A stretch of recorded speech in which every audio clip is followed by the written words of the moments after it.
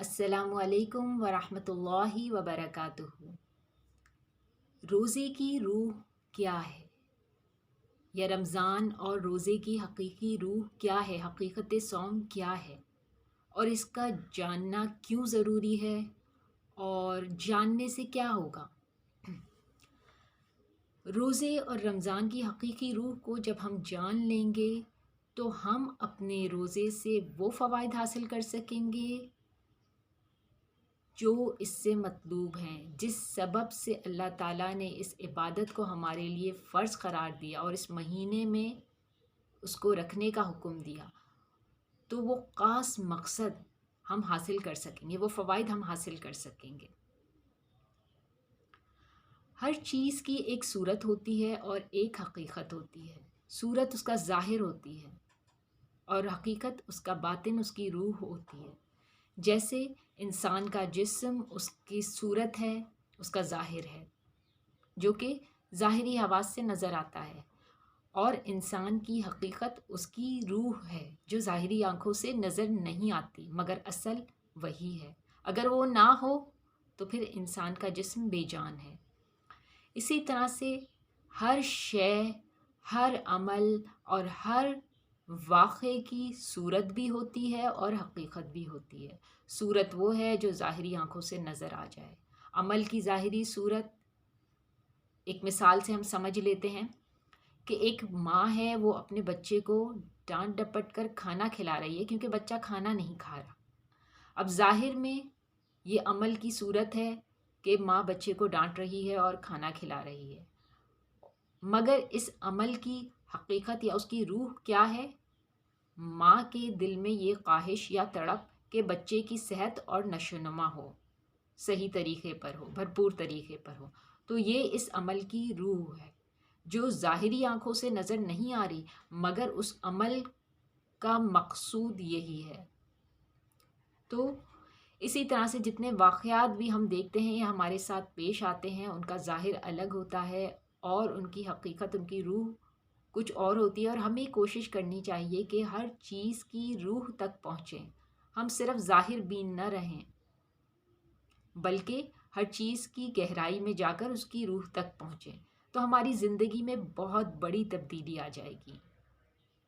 ہر عبادت جو انسان پر اللہ سبحانہ و تعالیٰ نے فرض کی ہے، یا جن اعمال کو کرنے کا یا جن سے بچنے کا حکم دیا گیا ہے، ان کے پیچھے حکمتیں پوشیدہ ہیں، ان کے پیچھے کچھ مقصود اور مطلوب ہے، اور وہی ان اعمال کی، ان احکامات کی روح ہے، جو اگر حاصل نہ ہو تو وہ عمل یا وہ عبادت بے جان ہے، کیونکہ روح کے بغیر کوئی بھی چیز بے جان ہوتی ہے، بے فائدہ ہو جاتی ہے۔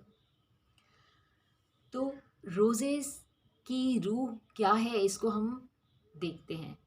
سورہ بقرہ کی آیت ہے، یا ایھا الذین آمنوا کتب علیکم الصیام کما کتب علی الذین من قبلکم لعلکم تتقون۔ اے ایمان والوں، تم پر روزے فرض کر دیے گئے جیسا کہ تم سے پہلے لوگوں پر فرض کر دیے گئے تھے، لعلکم تتقون، تاکہ تم تقوی حاصل کرو، تاکہ تم متقی بن جاؤ، تاکہ تم بچ جاؤ۔ تو یہاں پر روزے کا مقصد کیا بتایا جا رہا ہے؟ تقوی، متقی بن جانا۔ اب تقوی کیا ہے؟ تقوی کا ایک پہلو یہ ہے کہ تقوی ایمان میں اضافے کا ذریعہ ہے۔ ایمان کے درجات ہیں اور یہ درجے چڑھنے کا ذریعہ ہے تقوی۔ کیوں؟ کیونکہ اللہ سبحانہ و تعالیٰ نے اسی آیت کو اگر ہم دیکھ لیں، اس میں اللہ تعالیٰ نے مومنوں کو مخاطب کیا ہے، یا ایھا الذین آمنوا، ایمان والوں کو کہا جا رہا ہے کہ تم پر روزے فرض کر دیے گئے۔ آگے کیا آ رہا ہے؟ لعلکم تتقون، تاکہ تم متقی بن جاؤ، یعنی ایمان والے متقی بن جائیں، ایمان کا درجہ چڑھ کر متقی بن جائیں۔ جیسے ایک آدمی، ایک انسان جب دائرہ اسلام میں داخل ہوتا ہے تو وہ مسلمان بن جاتا ہے، اور جب وہ اسلام کے احکامات پر عمل کرتا ہے تو وہ مسلمان سے مومن بن جاتا ہے۔ اور اسی ایمان کے درجے چڑھنے کے لیے اب اس نے اپنے اندر تقوی پیدا کرنا ہے، یعنی ایمان مومن سے اگلا درجہ کیا آ جاتا ہے؟ متقی کا۔ تو یہاں پر یہی بات ہے، تقویٰ کا ایک پہلو یہ ہے کہ ایمان میں اضافہ ہو اور ایمان کے درجے چڑھے جائیں۔ اچھا، اب ایمان میں اضافہ کس طرح سے ہوتا ہے؟ جب انسان اللہ تعالیٰ کی ہدایت پر عمل کرتا ہے، اس ہدایت کو اپنے اندر جذب کرتا ہے، تو وہ متقی بن جاتا ہے۔ یعنی تقویٰ کا ایک پہلو کیا ہے کہ اسے ہدایت حاصل ہونے لگتی ہے۔ سورہ بقرہ کے ابتدا میں آتا ہے ذالک الکتاب لا ریب فیہ ھدی للمتقین، یہ وہ کتاب ہے جس میں کوئی شک و شبہ نہیں، ہدایت ہے متقین کے لیے۔ یعنی کتاب سے ہدایت پانے والے کون لوگ ہیں؟ یہاں پر مومنین نہیں کہا گیا، متقین کہا گیا۔ یعنی تقویٰ ہوگا تو ہی ہدایت جذب ہو سکے گی، اللہ کی کتاب کی باتیں انسان کے اندر اترنے لگیں گی، ان پر وہ مزید عمل کرنے لگے گا۔ تو تقویٰ کا ایک پہلو یہ ہے کہ ایمان میں اضافہ ہو، ایمان کے درجے چڑھیں، اور وہ کس طرح سے ہوگا کہ ہدایت اس کے اندر جذب ہونے لگے۔ تقویٰ کا دوسرا پہلو کیا ہے؟ اس کے لیے ہم سورہ نجم کی آیت دیکھتے ہیں، جہاں پر اللہ سبحانہ و تعالیٰ فرماتے ہیں فَلَا تُزَكُّوا أَنفُسَكُمْ هُوَ أَعْلَمُ بِمَنِ اتَّقَىٰ، تو تم اپنے آپ کو تزکیہ یافتہ نہ سمجھو، وہ جانتا ہے کہ تم میں سے کون متقی ہے۔ یعنی متقی ہونا کیا ہے؟ یہاں سے کیا پتہ چل رہا ہے؟ متقی ہونا کیا ہے؟ تزکیہ یافتہ ہونا۔ تو تقویٰ کا دوسرا پہلو کیا ہو گیا؟ تزکیہ۔ اب تزکیہ کیا ہے؟ آسان ترین لفظوں میں تزکیہ پاک ہونا، پیوریفیکیشن، کلینزنگ، کس چیز کی؟ نفس کی۔ یہ کہاں سے پتہ چلتا ہے ہم کو؟ ہم سورہ شمس کی آیات دیکھتے ہیں، جہاں پر اللہ سبحانہ و تعالیٰ فرماتے ہیں وَنَفْسٍ وَمَا سَوَّاهَا، قسم ہے نفس کی اور اس کے درست بنانے کی۔ یہاں پر اللہ تعالیٰ نفس کی قسم کھا رہے ہیں، بہت اہم ترین چیز ہے نفس، تبھی اس کی قسم کھا رہے ہیں۔ اور مزید کیا کہہ رہے ہیں قسم کھا کے؟ اس کے درست بنانے کی، یعنی اللہ سبحانہ و تعالیٰ نے اس کو بالکل پرفیکشن پر دیا ہے، بالکل پرفیکشن پر ہے نفس اپنی۔ فَأَلْهَمَهَا فُجُورَهَا وَتَقْوَاهَا، اب اس آیت میں اللہ سبحانہ وتعالی نفس کے سسٹم کو بیان کر رہے ہیں کہ اس کے اندر اللہ تعالیٰ نے پروگرام کر دیا ہے، الہام کر دیا ہے، سمجھ ڈال دی، فجور کی بھی تقویٰ کی بھی، یعنی برائی کی بھی اور نیکی کی بھی سمجھ اس کے اندر موجود ہے۔ ایک تو اس کا سسٹم بالکل پرفیکٹ ہے، نفس کا سسٹم، اور اس کے اندر سمجھ بھی موجود ہے، برائی کی بھی نیکی کی بھی، وہ دونوں کو پہچانتا ہے اور اسی پہچان کے مطابق وہ عمل کر رہا ہوتا ہے۔ اگلی آیت میں اللہ سبحانہ و تعالیٰ فرماتے ہیں قد افلح من زکاہا، یقیناً فلاح پا گیا جس نے اسے پاک کیا، وقد خاب من دساہا، اور یقیناً نامراد ہوا جس نے اسے دبا دیا، یعنی اسی حالت پر چھوڑ دیا، وہ ناکام و نامراد ہوا۔ اب یہاں پر اگر ہم دیکھیں تو اللہ سبحانہ تعالیٰ ابتدائی دو آیات میں کیا کہہ رہے ہیں کہ وہ بالکل پرفیکٹ ہے اور اس کے اندر نیکی اور بدی کی سمجھ بھی موجود ہے، اور اگلی دو آیات میں اللہ سبحانہ تعالیٰ فرما رہے ہیں کہ وہی کامیاب ہوگا جس نے اسے پاک کیا، اور وہ ناکام ہوگا جس نے اسے اسی حال پر چھوڑ دیا، اس کی کلینزنگ، پیوریفیکیشن، تزکیہ نہ کیا۔ تو اب یہاں پر کس چیز کی کلینزنگ کی بات ہو رہی ہے؟ نفس تو پرفیکٹ ہے، تو پھر پیوریفیکیشن، تزکیہ کس کا؟ نفس امارہ کا، کیونکہ نفس اپنی اصلی حالت میں تو بالکل پرفیکٹ ہے اور نیکی اور بدی کی سمجھ ہے، اور اسی سمجھ کے مطابق وہ نیکی اور بدی، نیکی کی طرف بڑھتا ہے، بدی سے بچتا ہے۔ مگر جب انسان اس دنیا میں آتا ہے اور اس کے اپنے ماحول کے اثرات اس پر پڑتے ہیں اور شیاطین جو ہے اس پر اثر انداز ہوتے ہیں، تو اس کی نیکی اور بدی کی سمجھ بگڑ جاتی ہے یا اس کے اندر تبدیلی آ جاتی ہے، اور وہ اسی حساب سے عمل کرنے لگتا ہے، اور اس کے نفس کی حالت وہ پرفیکشن کی حالت پر نہیں رہتا بلکہ امارہ بن جاتا ہے، اور اسی نفس امارہ کا تزکیہ کرنا ہے، کیونکہ نفس امارہ برائی کا حکم دیتا ہے، یہ شیطان کا آلہ ہوتا ہے، یعنی شیطان انسان کے اوپر اپنی ورکنگ کس طرح سے کرتا ہے؟ اسی نفس امارہ کے ذریعے سے۔ شیطان انسان کا بیرونی دشمن ہے اور نفس امارہ انسان کا داخلی دشمن ہے، اس کے اندر موجود ہے، تو تزکیہ نفس امارہ کا کرنا ہے۔ ابتدائی طور پر نفس اپنی پرفیکٹ حالت میں ہوتا ہے، مگر وقت اور حالات اور ماحول انسان کے نفس کی حالت میں تبدیلی لاتے ہیں، اور جب وہ امارہ ہو جاتا ہے تو اس کا تزکیہ مطلوب ہوتا ہے، اور اسی کا ذکر ہو رہا ہے یہاں پر۔ اب یہاں تک یہ باتیں تو سمجھ آ گئیں کہ روزے کی حقیقی روح یا روزے سے مطلوب کیا ہے؟ تقویٰ، متقی بننا۔ اور تقویٰ کے دو پہلوؤں کو ہم نے دیکھا، ایک تزکیہ یعنی نفس امارہ کا تزکیہ، اور دوسرا پہلو جو ہم لوگوں نے ابتدا میں دیکھا وہ ہدایت کا حاصل ہونا، جس کے ذریعے سے ایمان میں اضافہ ہوگا۔ یعنی یہ دونوں پہلو جو ہیں ایک دوسرے کو سپورٹ کرتے ہیں، جتنا تزکیہ ہوتا جائے گا اتنا ہی ہدایت جذب ہوگی اور ایمان کے درجے چڑھتا جائے گا مومن۔ تو یہ دونوں پہلو ساتھ ساتھ چلیں گے، تزکیہ ہوتا جائے گا، ہدایت جذب ہوتی جائے گی، ایمان کے درجے چڑھتا جائے گا۔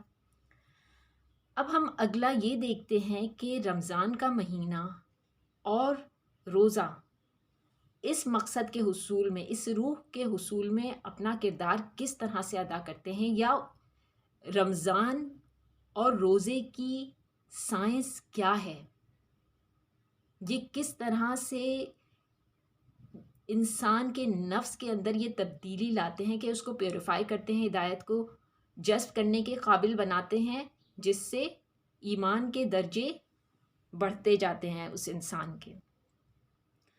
حدیث میں آتا ہے، نبی پاک صلی اللہ علیہ وسلم نے فرمایا، رمضان کی پہلی رات ہی شیاطین اور سرکش جن باندھ دیے جاتے ہیں، جہنم کے سارے دروازے بند کر دیے جاتے ہیں، ان میں سے کوئی ایک دروازہ بھی کھلا نہیں رہنے دیا جاتا، اور جنت کے سارے دروازے کھول دیے جاتے ہیں۔ اب اس حدیث سے کیا پتہ چلتا ہے کہ رمضان کا مہینہ شروع ہوتے ہی شیاطین کو جکڑ لیا جاتا ہے، یعنی ماہ رمضان کے شروع ہوتے ہی اللہ تعالیٰ ایک ماحول فراہم کرنے لگتے ہیں۔ کس چیز کے لیے؟ تزکیے کے لیے، نفس امارہ کے تزکیے کے لیے، کیونکہ نفس امارہ شیطان کا ساتھی ہے، وہ شیطان کی گائیڈنس کو فالو کرتا ہے اور برائی کی طرف بڑھتا ہے۔ تو اس لیڈر کو یا اس بیرونی دشمن کو اللہ تعالیٰ پہلے ہی جکڑ لیتے ہیں کہ اب انسان جو ہے صرف اپنے اندرونی دشمن یعنی نفس امارہ کا مقابلہ کرنا ہے اور اس کی کلینزنگ کرنی ہے، تو آسانی فرما دی رمضان کے مہینے کے شروع ہوتے ہی۔